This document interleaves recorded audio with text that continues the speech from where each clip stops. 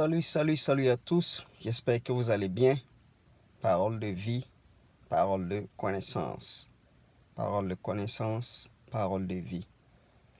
Aujourd'hui, on va parler de Luc 11, versets 1 à 4. Voici ce que la parole nous dit. Jésus priait un jour en un certain lieu. Lorsqu'il eut achevé, un de ses disciples lui dit, « Seigneur, enseigne-nous à prier, comme Jean l'a enseigné à ses disciples. » Il leur dit, « Quand vous priez, dites, Père, que ton nom soit sanctifié, que ton règne vienne. Donne-nous chaque jour notre pain quotidien. Pardonne-nous nos péchés, car nous aussi nous pardonnons à quiconque nous offense. Et ne nous induis pas en tentation. » Voici la prière que Jésus a donnée à ses disciples. Une très brève prière.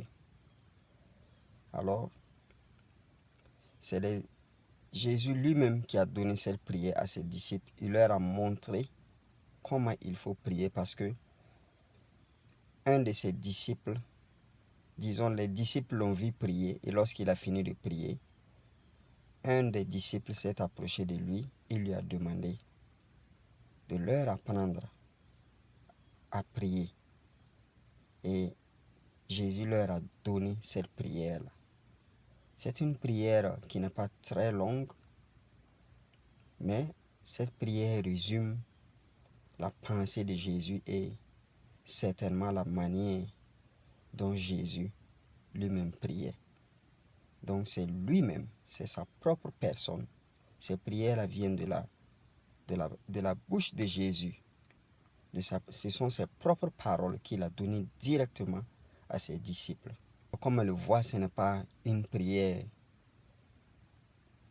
longue, ce n'est pas une prière où il répète les mêmes mots, ce n'est pas une prière où il se lamente, ce n'est pas une prière où il se plaint, c'est une prière où il commence d'abord par rendre grâce au Père éternel, au Seigneur des seigneurs, au Roi des rois, le Créateur de toutes choses, le Créateur de l'univers, le Créateur de toutes les planètes, le Créateur du soleil, de la lune, des astres, de tous les astres, le Créateur de tout ce qui vit et respire, le Créateur de notre corps, le Créateur de nos âmes, le Créateur du souffle de vie.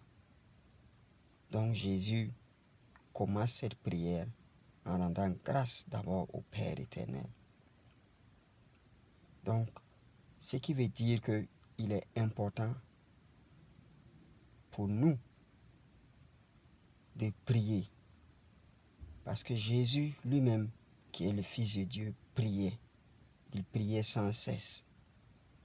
Il priait continuellement. Il priait sans arrêt.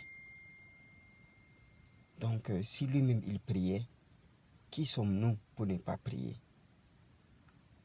Il nous a montré l'exemple. Il priait et il prêchait, il guérissait, il annonçait la bonne nouvelle. Donc cette prière, c'est, à mon avis, la plus belle prière. Parce que cette prière vient de Jésus lui-même. C'est lui-même qui a donné cette prière à ses disciples. Alors on voit que dans cette prière, c'est une relation entre un père et son fils. C'est une relation très intime avec le père et le fils parce qu'il se retirait chaque fois. Il laissait même ses disciples derrière. Souvent, ses disciples dormaient et il se retrouvait seul avec le Père, en la présence du Père, pour maintenir cette relation intime et pour prendre des instructions avec le Père éternel et pour pouvoir continuer son œuvre.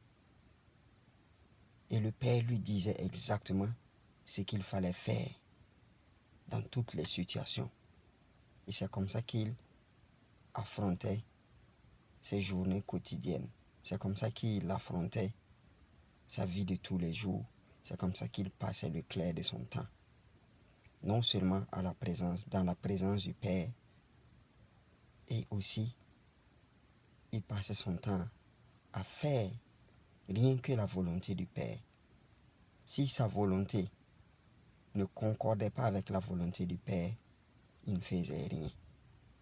Tant que ce n'était pas conforme à la volonté du Père, il n'agissait pas. Donc voilà comment Jésus nous a tracé, il nous a montré le chemin parfait, il nous a donné l'exemple. Alors, je vous encourage, je vous exhorte à rester dans la prière comme Jésus lui-même le faisait et comme il nous l'a enseigné. Une prière intime, une prière qui reflète notre relation intime avec le Père, car nous sommes les héritiers, nous sommes les co-héritiers du Seigneur Jésus-Christ. Si on se laisse guider par l'Esprit, comme il est dit dans Romains 8, celui qui marche avec l'Esprit, ceux qui marchent avec l'Esprit sont appelés fils de Dieu. Donc, essayons de marcher avec l'Esprit, en esprit, pour être fils de Dieu et pour maintenir cette relation personnelle et intime avec le Père. En tout cas, à mon avis, comme je l'ai dit, cette prière que Jésus a donnée à ses disciples est la plus belle et la plus brève prière. Donc, on peut s'inspirer de cela chaque jour pour prier, pour s'adresser au Père, pour lui rendre grâce. Et si on arrive à un moment où on s'assoit à la présence du Père sans rien demander, on s'assoit dans la présence du Père rien que pour le louer, rien que pour lui rendre grâce pour tout et en tout, on a remporté une grande victoire face à l'ennemi. Alors je vous exhorte à rester dans la prière intime, toujours dans la présence du Père. S'éloigner de la distraction et rester dans la présence et rentrer dans la présence du Père, je dirais, comme le faisait le Seigneur Jésus-Christ. Allez, soyez bénis, soyez infiniment bénis. Que la présence, l'amour, la grâce et les bénédictions du Père éternel soient avec vous en tout lieu, en tout temps et en toutes circonstances. Parole de vie, parole de connaissance, parole de connaissance, parole de vie. Allez, soyez bénis en attendant la prochaine vidéo.